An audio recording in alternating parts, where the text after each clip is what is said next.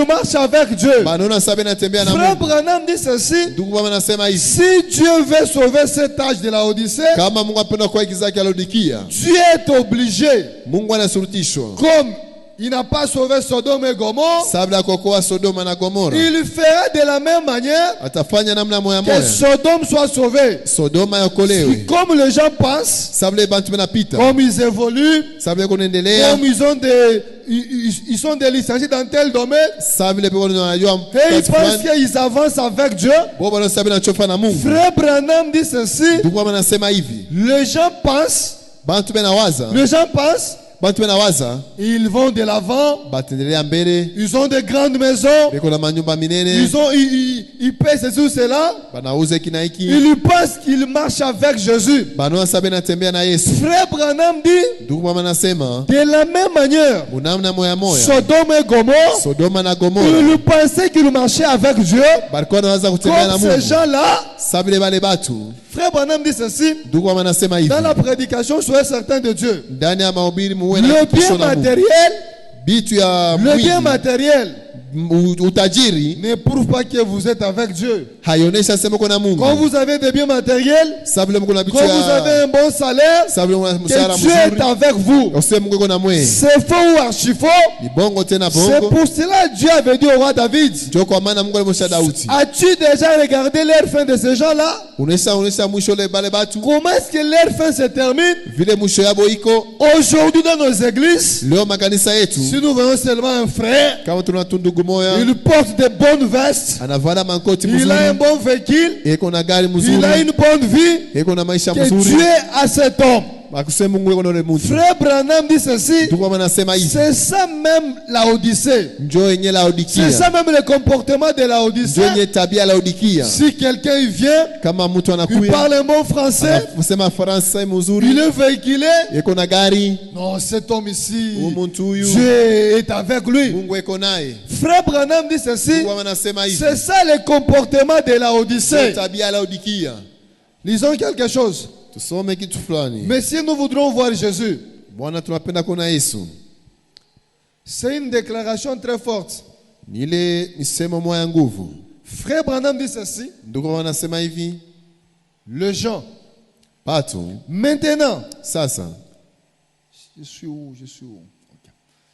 Mais si nous voudrons voir Jésus, au paragraphe 74,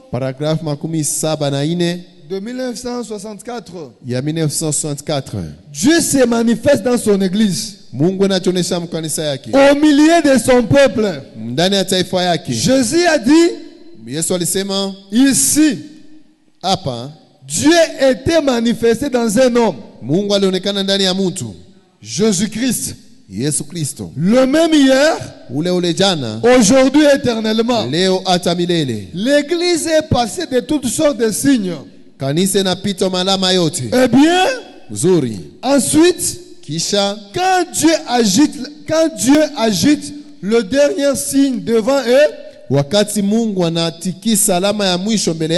il y reste là à regarder dans le vide. Que Dieu ait pitié de nous. Combien il nous reste-t-il encore le temps de grâce? Il est peut-être plus tard que nous le pensons. Rappelez-vous ma première déclaration. Les gens iront de l'avant en pensant être sauvés comme à Sodome. C'est ce que Frère Branham dit ceci. Laodicée, comme nous avons la technologie est très avancée, comme la science avance, et nous aussi l'église, on veut avancer comme le monde.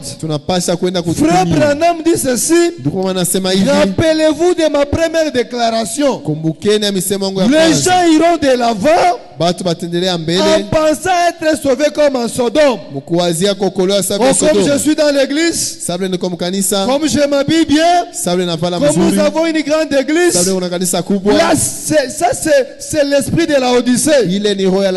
Comme vous avez une grande église, comme tu portes de bonnes vestes, tu penses que tu seras sauvé. Comme les gens de Sodome, tu ne seras jamais sauvé.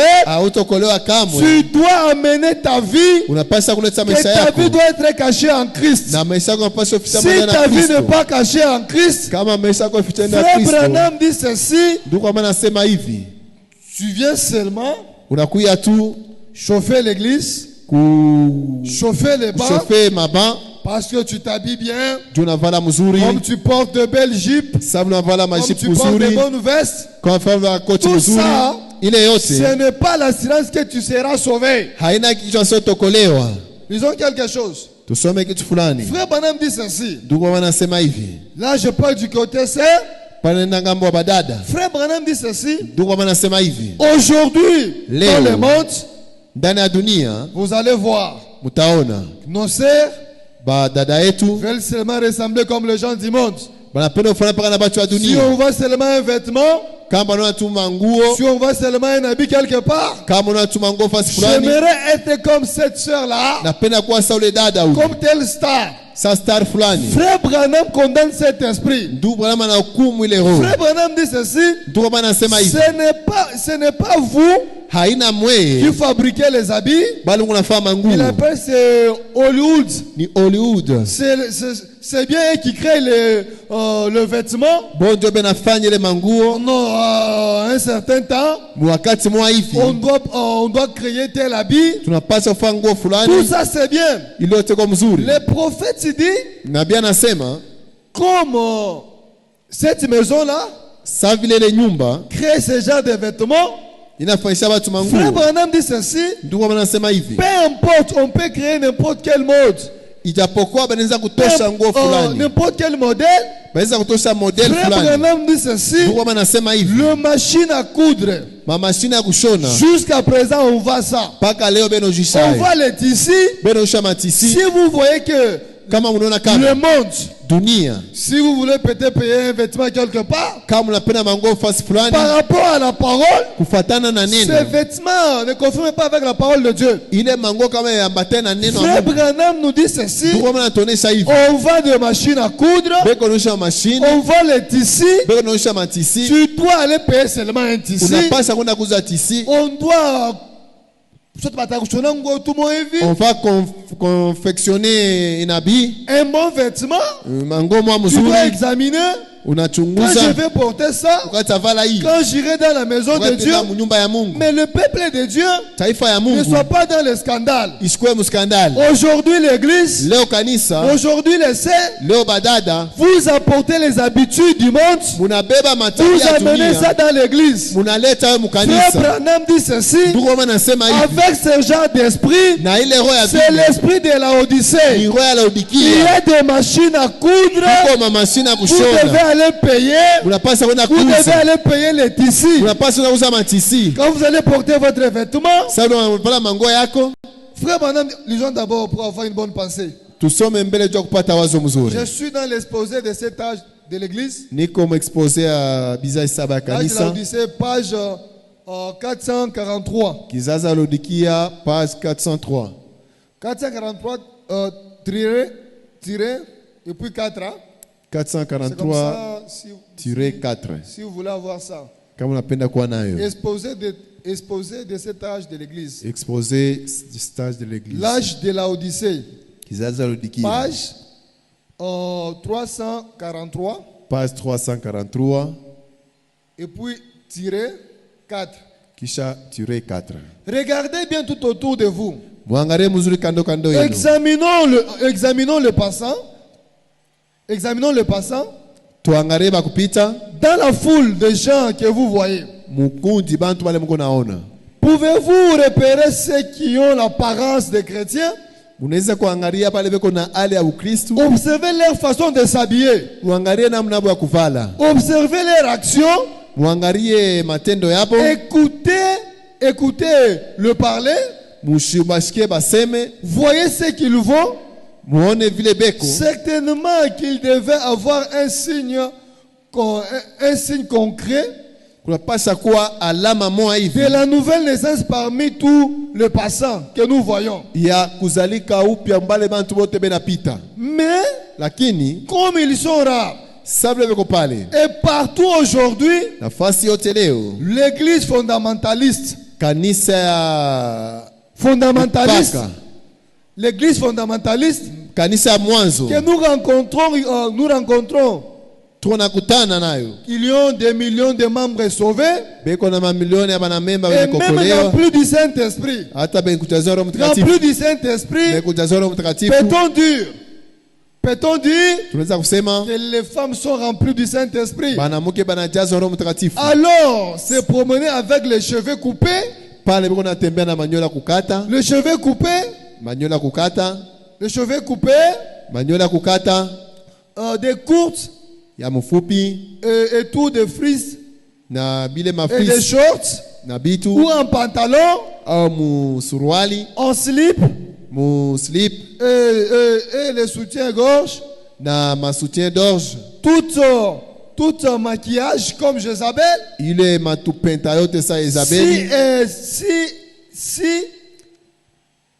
Ok, attends, je saute ça. Frère Madame dit, comme il convient à des chrétiens, je me demande à quel point c'est un spectacle. Aujourd'hui, nous voyons les gens. Ils viennent à l'église. Nous voyons les passants. Parce qu'ils sont remplis du Saint-Esprit. Ils ont la vie de Jésus en eux. Mais si vous regardez, ils portent des pantalons, toutes sortes de vêtements. Et puis ils se disent, oh, je suis rempli du Saint-Esprit. Je sais bien que ce ne sont pas les femmes qui créent la mode. Toujours la même prédication. Hein? C'est bien que ce ne sont pas les femmes qui créent la mode. C'est Hollywood. Mais écoutez bien. Écoutez bien, mesdames. On voit encore du tissu au mètre. Et des machines à coudre. Vous n'êtes pas obligé d'acheter ce que dans le magasin. Ensuite, utiliser comme cela comme excuse. Oh, comme vraiment on ne voit pas de vêtements. Comme vraiment on voit des vêtements. Ah, je vois. Je n'ai pas pris encore un tissu. Qu'on a confectionné une jupe là. Avec le message de l'air, Dieu nous a donné tout. Tu n'auras pas d'excuses devant Dieu. Frère Branham nous dit, il y a encore des machines à coudre, on voit. Il y a des tissus, on voit. Tu ne dois pas porter comme quelqu'un du monde. Tu dois t'habiller comme une fille de Dieu. C'est pour cela, frère Branham dit, il y avait un esclave. Comme à l'époque, on achetait les esclaves pour les vendre quelque part. Mais cet homme-là, comme ils étaient nombreux, frère Branham dit ceci, il y avait un monsieur, lui il se comportait d'une manière correcte. Mais monsieur, il voulait payer cet esclave. Il a regardé. Je vois cet homme ici, mais il est différent des autres. Il a posé la question, oh monsieur, cet homme ici, il n'est pas esclave. Il dit, mais pourquoi cette question? Mais c'est un esclave comme les autres. Comment est-ce qu'il se comporte comme il n'est pas esclave? Ce monsieur a répondu, j'ai essayé un peu d'examiner, j'ai essayé un peu de me renseigner. dans le pays d'où il vient, son père est roi. Il se comporte comme un roi. Il se comporte comme un prince. C'est pour cela, frère Branham dit, malgré nous sommes dans l'âge de la Odyssée, un mauvais âge, nous devons nous comporter comme les enfants du roi. Pas faire de n'importe quoi. Pas faire de n'importe quoi. Nous ne devons pas nous sembler comme les gens du monde. Nous devons examiner parce qu'on a fait une promesse à Dieu. Nous te serons fidèles jusqu'à ce que tu viendras nous prendre. Mais aujourd'hui, nous attendons l'enlèvement. Nous attendons la venue du Seigneur. Frère Branham dit ceci. Dans l'Ancien Testament, il y avait une femme. Il avait perdu ce que nous appelons quoi, c'est le drame. Hein? Il y a une pièce là en Israël. Si une femme est mariée, il y avait des pièces de monnaie. Mais son mari était parti en mission. Mais cette femme là, si c'est un travailleur, il a perdu cette pièce. Mais quand son mari va retourner,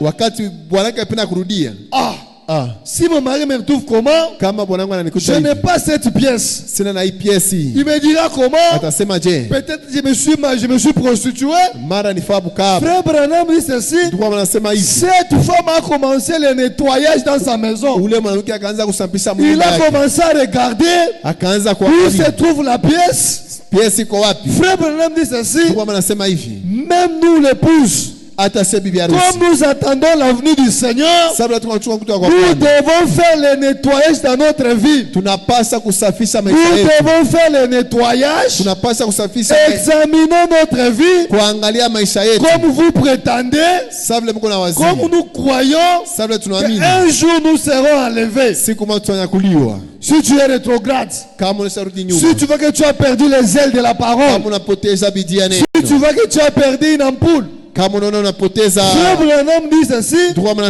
Mais si tu penses que tu attends la venue du Seigneur, tu vas te poser la question: je suis où avec mon Dieu? Quand j'avais écrit le message, j'avais les ailes de la parole. Je marchais avec la parole. Aujourd'hui, je n'ai pas ce désir-là d'aimer les choses de Dieu. Frère Branham dit, cette femme a commencé à chercher cette pièce jusqu'à ce que il a trouvé la pièce là. Cette femme était très contente. Et nous aussi, comme nous attendons la venue du Seigneur, le retour de Jésus, nous devons nous préparer. Nous devons nous examiner. On ne doit pas être comme la Odyssée. La Odyssée, c'est un mauvais âge. La Odyssée a des mauvais comportements. Les gens sont des rebelles. Ils aiment. L'Odyssée aime seulement écouter selon ses propres désirs. Vous n'êtes pas obligé d'acheter ce que le magasin paye. Ok, lisons encore pour. Vous n'êtes pas obligé d'acheter ce qui est dans le magasin. Ensuite, c'est là qu'on m'excuse. Je vous parle ici d'une chose extrêmement sérieuse. N'avez-vous pas lu dans l'Écriture qu'un homme qui regarde une femme pour la convoiter a déjà commis l'adultère avec elle dans son cœur? Frère Branham dit ceci: comme toi tu peux payer une jupe là, quand tu viendrais dans l'église pour sauver ces frères là, peut-être tu n'as pas cette intention. Non, comme toi tu portes là, tu viens à l'église, tu n'as pas cette mauvaise intention. Frère Branham dit ceci: si un frère il regarde Comment est-ce que tu as déjà porté ton vêtement là, ou ta jupe là? Frère Branham dit ceci. Cet homme a commis l'adultère avec toi. Un jour vous allez répondre devant Dieu. Et toi et le frère. C'est pour cela frère Branham dit ceci. Il n'y a pas l'excuse. Comme on paye en ville, on vend le robe serrée. On paye le jupe serré. Tu dois partir payer là-bas. Devant Dieu, tu n'auras pas d'excuse. Supposez votre manière de vous habiller soit la cause de cela. Cela vous fait participer à son péché. Même si vous n'êtes pas absolument inconsciente que vous êtes une jeune fille pure qui n'a pas de tels désirs. Mais devant Dieu, vous êtes responsable et vous serez jugé. C'est ce que frère Branham dit ici. Il dit, même si toi tu n'es pas consciente, même si tu n'as pas ces désirs-là, quand je vais porter ça, moi le frère ne me regarde pas. Moi je suis sans foutiste. Frère Branham dit ceci, tu seras jugé, et toi et le frère au jour du jugement, vous serez responsable de cela. Lisons un peu quelque chose. Toujours dans la même prédication. Là, au paragraphe 345. Paragraphe 345. Tiré 1. Les gens disent, ils essaient de prouver, ils ont tout. Qu'ils ont suffisamment. Mais est-ce la vérité? Comparez cette église du 20e siècle et l'église du 1er siècle. Allez-y. Faites-le. Où est la puissance? Où est l'amour? Où est l'église purifiée qui reste au péché, qui marche avec la foi vers Jésus? Frère Branham dit ceci. Si nous comparons l'église du 1er siècle et l'église du 20e siècle, aujourd'hui nous disons nous avons l'amour. Nous avons une église purifiée. Où est cette église? Si nous regardons aujourd'hui vendredi, les gens ne viennent pas à l'église. Où est cette vie? Où est l'unité? Où est l'unité que l'église avait auparavant? Aujourd'hui, même les hommes de Dieu, s'il y a même des campagnes d'évangélisation, on doit préparer. S'il y a à manger, vous allez voir, on peut mettre de beignets là-bas, même des arachides. Je suis devant l'assiette comme ça, mais je n'ai pas confiance de prendre le beignet qui est devant moi. Je suis en train de tirer le beignet qui est à côté là-bas. Aujourd'hui la mondanité, aujourd'hui les frères, ou soit le monde, c'est dans l'église. Là on pensait qu'il n'y a pas de poison. Aujourd'hui dans l'église, et le prédicateur, il n'y a pas de confiance en soi.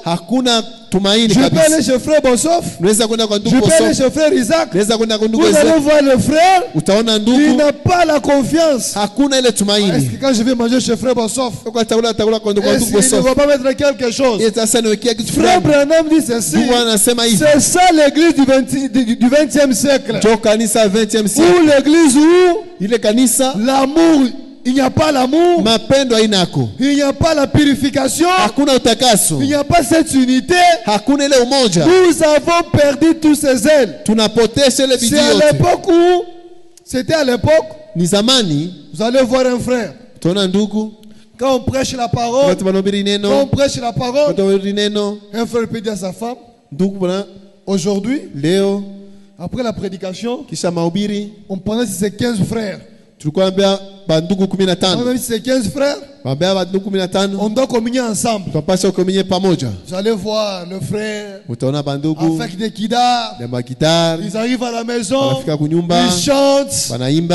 S'il y a peut-être si c'est le pondou, avec les foufous, avec les Thompson, ils mangent et puis ils prient. Aujourd'hui dans l'église du message, nous avons perdu ces ailes-là. On n'a pas cet amour-là. Aujourd'hui, je suis chez moi, frère Bossoff est chez lui, frère Isaac est chez lui. Les mercredis on se rencontre. Frère, que Dieu te bénisse. Quand est-ce que tu sauras que frère Isaac passe des moments difficiles, ou frère Jonas a tel problème? C'est parce qu'on ne se fréquente pas. L'église du premier siècle, ils étaient unis. Si j'ai un bien, si j'ai quelque chose, c'est pour mon frère, c'est pour ma soeur. C'est pour cela frère Branham dit ceci: si ton frère est béni, toi aussi tu es béni. Si ton frère est dans le malheur, toi aussi tu es dans le malheur.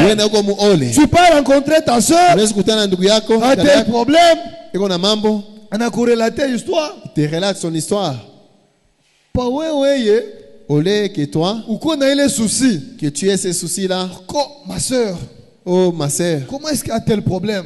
Dieu connaît les mambo. Frère Branham dit ceci: à l'époque, avec de tels frères, avec de telles sœurs, si je rencontre l'histoire à frère Bossoff ou à frère Isaac, vous allez voir frère Isaac, vous allez voir frère Bossoff ou frère Neville, il prendra ces problèmes-là comme son problème. Tout le temps, la nuit, il dit: Seigneur, tu peux aider frère Isaac, tu peux aider frère Jonas, tu peux aider frère Bossoff. Mais aujourd'hui, nous sommes divisés. L'esprit de Laodicée, nous devons retourner, nous devons quitter de ces esprits-là. Nous devons regarder à la parole. Si tu vois en toi, si tu vois un frère est béni, tu n'as pas... Mais comment est-ce que le frère est béni? Comment est-ce que le frère Bossoff a payé la moto? D'abord la moto c'est quoi? Moi je vais payer plus que ça. Non, moi je m'en fous de lui. Frère Branham dit ceci: si tu vois tel frère, si tu vois tel sœur, frère Branham dit ceci: ces frères-là ont des démons. Si tu vois ton frère comme ça, non frère, je vois. Mais tu avances. Mais qu'est-ce que tu as fait pour que tu payes ça? Vous voyez, aujourd'hui, quelqu'un, il est à côté. Et on a frère Bossoff pour l'épaule. Il regarde frère Bossoff là. Je savais que frère Bossoff a tanguka. Je savais que nous Bossoff va tomber. Il s'appelle diacre. C'est réellement c'est un diacre.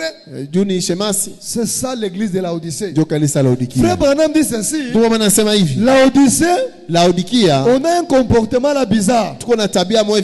Même dans l'église. Si on peut te nommer administrateur, si on peut te nommer peut-être un conducteur de chant, on doit regarder, non? Si on choisit tel frère pour qu'il soit trésorier, il doit avoir vraiment une bonne vie. Est-ce qu'on le paye combien? Si vous allez dans l'église de Laodicée, frère Branham dit c'est ça même Laodicée. Aujourd'hui même dans nos églises, tu dis non.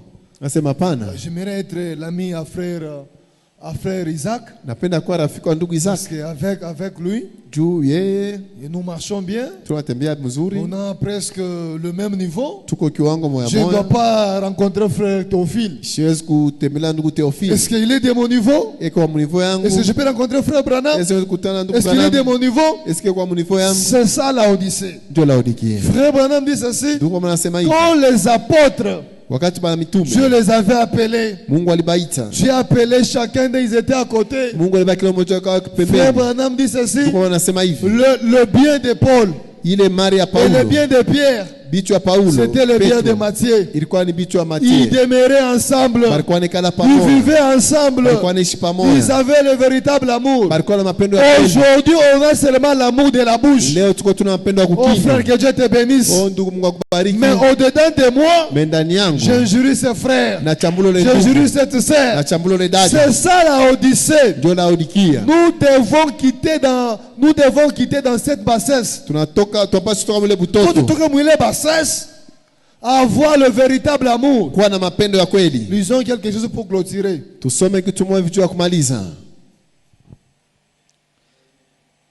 Frère Branham dit ceci. Toujours dans la prédication, l'exposé de ça de la Odyssée.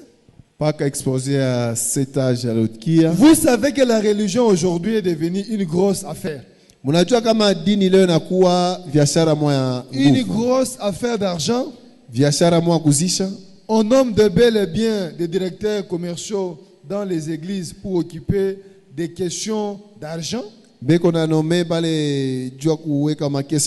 que c'est que je désire, c'est ce que Dieu désire? Sa parole nous enseigne-t-elle dans le livre des Actes que les 7 hommes remplis du Saint-Esprit et la foi servaient le Seigneur pour leurs affaires d'argent. Vous voyez certainement pourquoi Dieu a dit ce que vous dites, ce que vous faites, riche, ce n'est pas à moi. On paye les prédicateurs, on paye les prédicateurs, on paye les adjoints, on paye aussi les responsables de la musique, et de l'enseignement, on paye des chorales, on paye des concierges, on paye des programmes. Aujourd'hui, on paye des distractions. Toutes sortes qui coûtent beaucoup d'argent. Mais malgré tout cela, la puissance a diminué. Vous allez voir aujourd'hui dans l'église, on paye les prédicateurs. Si quelqu'un il joue peut-être la Mamba Madroum. Si quelqu'un joue au drum, s'il joue au piano, on doit toujours lui payer. C'est ça l'esprit de la Odyssée.